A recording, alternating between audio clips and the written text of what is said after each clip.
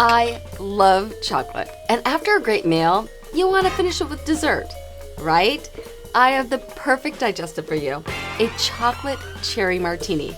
So let's mix this one up.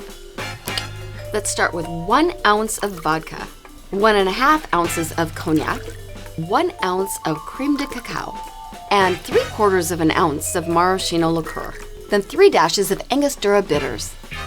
Let's add some ice and give it a good shake until it's chilled.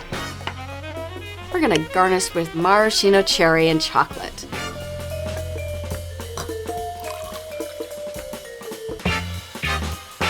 Chocolate, cherries, and vodka? How could it get any better? You're going to love this heartwarming, delicious drink after your next meal. The chocolate cherry martini is definitely Queen Bee approved.